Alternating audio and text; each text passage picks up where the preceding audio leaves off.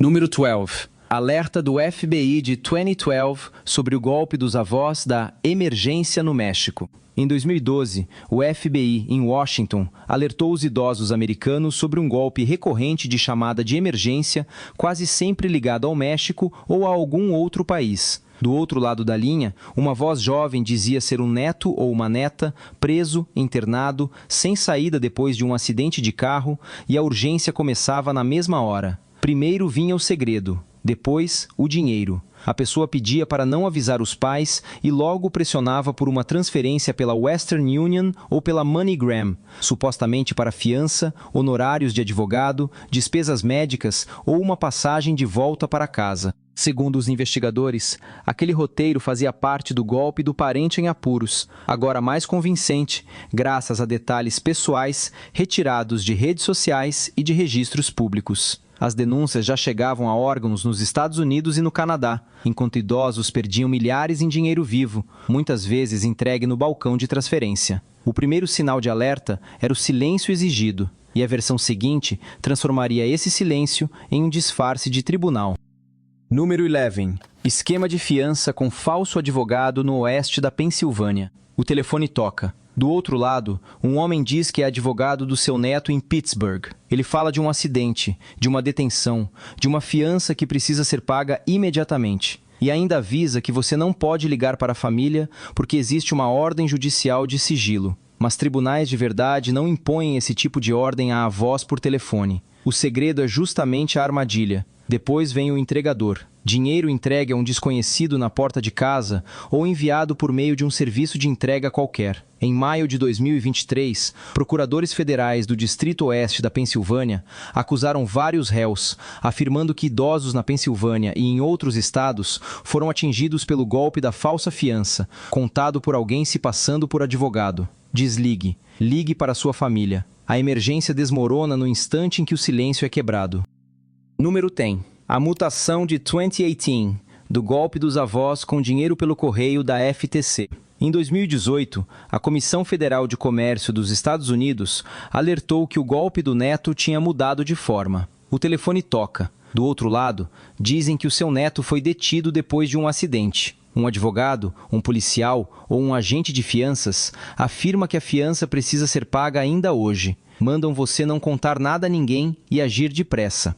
É justamente esse segredo que fecha a armadilha. As rotas antigas de pagamento, como cartões presente e transferências de dinheiro, começam a ficar para trás. Agora, a ordem é esconder dinheiro vivo dentro de um envelope ou pacote simples e enviar pelo correio dos Estados Unidos, pela UPS ou pela FedEx. Naquele ano, a FTC registrou centenas de relatos no Consumer Sentinel, apontando o envio de dinheiro pelo correio como a nova tática para escapar dos controles. Antes de lacrar qualquer coisa, ligue diretamente para o seu neto. Uma única chamada real desmonta toda a encenação. Quando o entregador recolhe o pacote, aquele envelope nas mãos dele vira o veículo da fuga.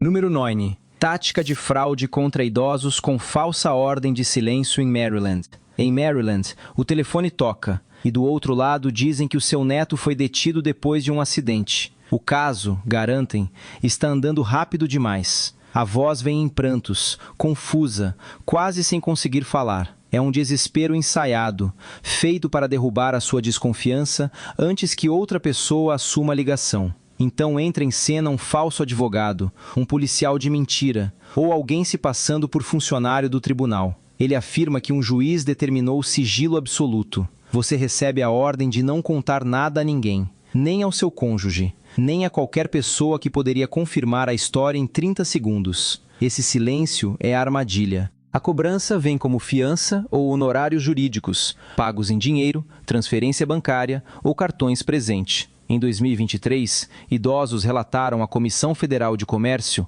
mais de 1 bilhão e 900 milhões de dólares em perdas com fraudes. Desligue. Ligue para o seu parente usando um número que você já conhece. Essa suposta ordem de sigilo não protege o caso. Ela protege o golpista enquanto o seu dinheiro desaparece.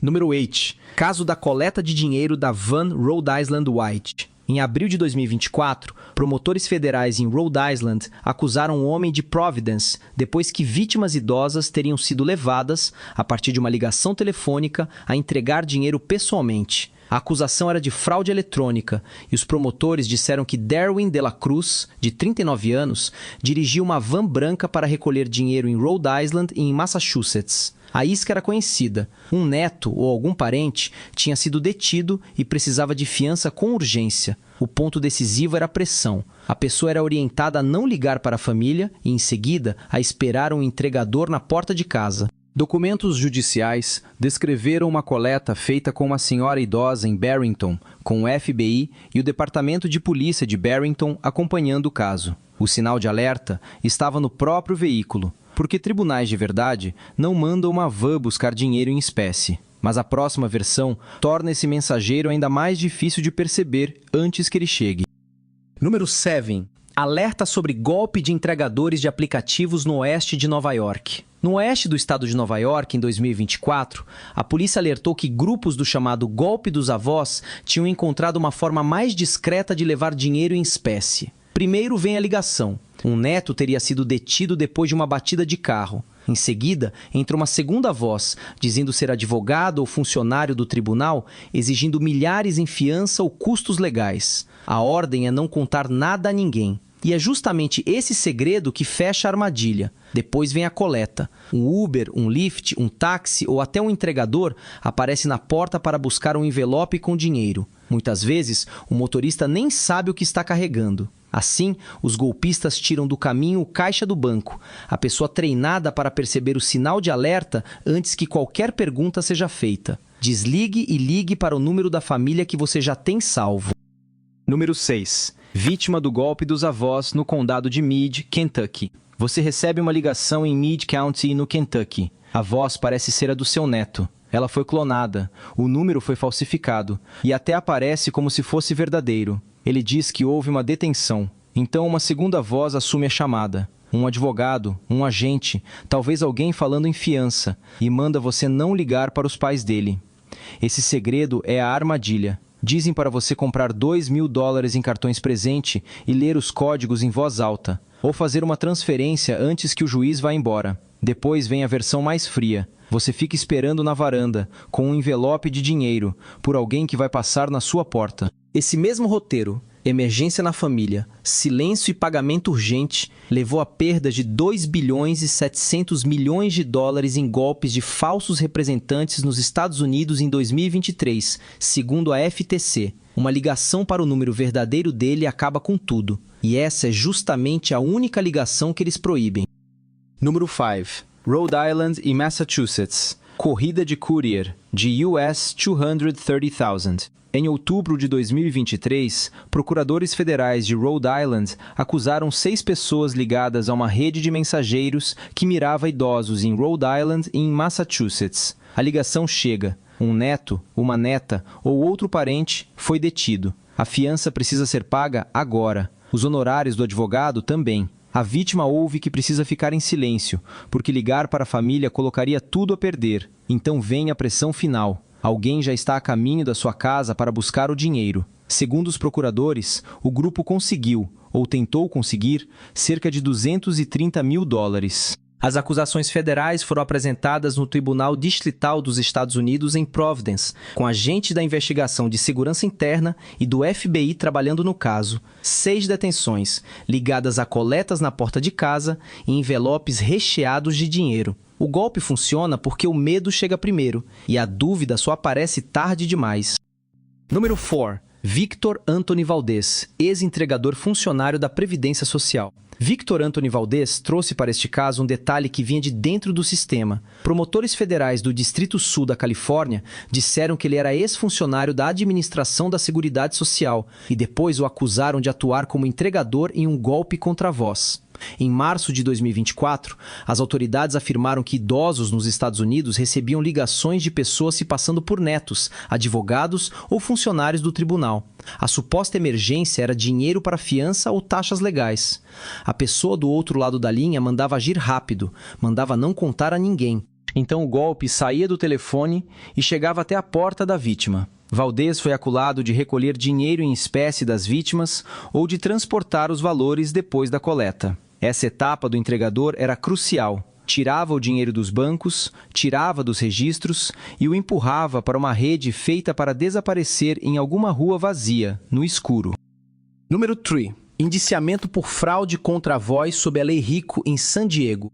Em San Diego, promotores federais abriram em 2021 uma acusação por extorsão organizada e passaram a tratar o golpe dos avós como uma operação criminosa estruturada.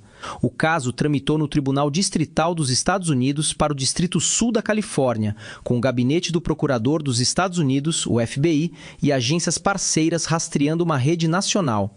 O método era sempre calculado. A vítima recebia uma ligação aflita de alguém fingindo ser um neto, um advogado, um fiador judicial ou um funcionário do tribunal. Um parente estaria ferido ou estaria detido. Em seguida vinha a pressão. A ordem era enviar dinheiro vivo pela FedEx, pelo Serviço Postal dos Estados Unidos ou por outra transportadora, para um endereço controlado pelo grupo. Os promotores acusaram vários réus com base na Lei Federal Rico e apontaram prejuízos na casa dos milhões. A acusação revelou a verdadeira forma do esquema, um negócio construído em cima do pânico.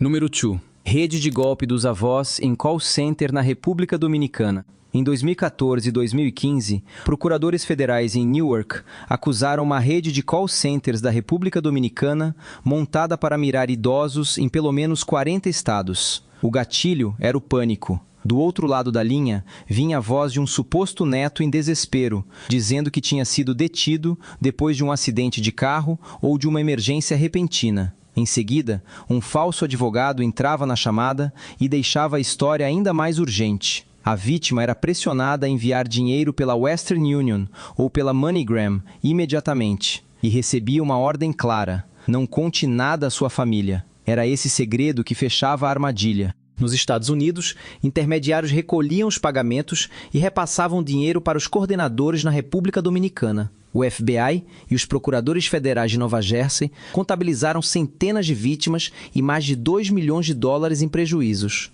Em 16 de dezembro de 2015, Manuel Bravo Pérez recebeu uma pena de 87 meses em prisão federal. A emergência era inventada, a máquina por trás dela, não. Número 1. Assassinato de motorista da Uber por Loletta Hall em South Charleston. No dia 25 de março de 2024, uma motorista da Uber de 61 anos saiu de Columbus para buscar uma encomenda em uma casa na South Charleston Clifton Road, em South Charleston, Ohio, e não voltou. A armadilha tinha 2 alvos: o morador da casa, William J. Brock, de 81 anos, e a motorista enviada para recolher o pacote. Segundo o gabinete do xerife do condado de Clark, alguém ligou para Brock fingindo que um parente dele estava preso e exigiu dinheiro para a fiança. Depois, essa mesma fraude teria usado o aplicativo da Uber para direcionar a retirada. Brock acreditou que a motorista fazia parte da extorsão, mas os investigadores afirmaram que ela não sabia do golpe e não havia feito nenhuma ameaça contra ele. Mais tarde, as autoridades divulgaram imagens da câmera interna da viatura mostrando o confronto. Brock foi preso, com fiança informada em $200 mil. A Uber declarou que a corrida havia partido de uma conta já banida. A fraude não roubou apenas a confiança, ela a transformou em arma.